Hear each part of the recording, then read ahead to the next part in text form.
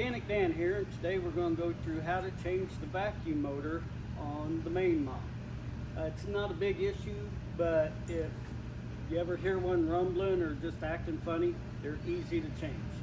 Alright, the vacuum motor is found just under this housing right in here. You do have to take the tanks off and all the stuff above it, so it's really easy to do, so let's go through that real quick. First thing you do, take your handles off. Sometimes they can be a little tough to get off there. Get those off there. Second, you'll be taking off the circuit board cover. There's 5 bolts underneath here. Take all 5 of those off, pop it up, and you'll just see a little quick connect to release the motor or the leads from the circuit board that lead to the motor.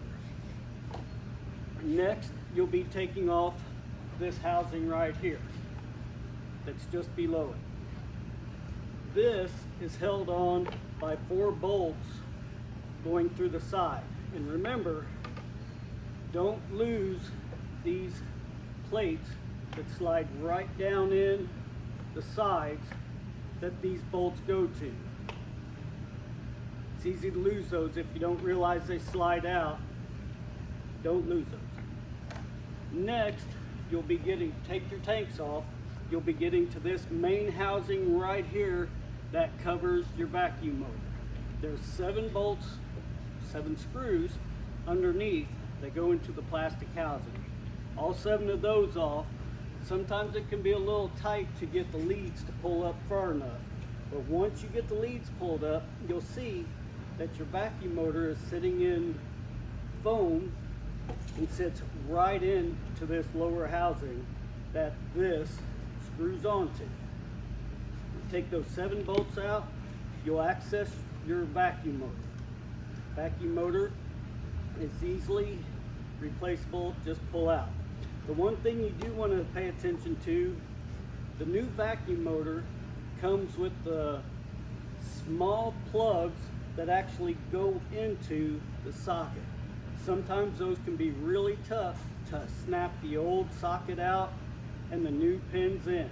Once you get those old pins out, pop the leads out, they have these 2 little retainers on the side that can be really tough. So gotta get your glasses on, look real close. Once you get the old ones out, pop the leads out, grab these, make sure your 2 little prongs are sticking out good. Snap them right back up into the socket, but be sure that they stay in there. You can't pull them back out once you snap them in. They should retain in there pretty snug. That way when you snap it back onto your circuit board, it doesn't push the lead right back out. So it's really simple. Take your handles off, take your top cover off with your circuit board. Unsnap it, come to your 4 screws right here, pop those out, don't lose your plates. Take your tanks off, get to the 7 screws underneath here, slide this up, and like I say, it can be a little tight with the leads getting through there, but pull your leads through, you're good to go, and you access your vacuum.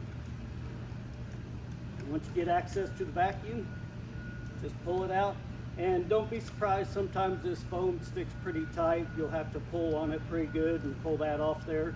Make sure you get your rubber grommet back in place in the right place so it seals up real good. Other than that, simple, easy fix. We have the vacuum motor, all the motors in stock, and next time we'll get into the scrubber motors. So that's it for today. Thanks. It's Mechanic Dan saying thanks.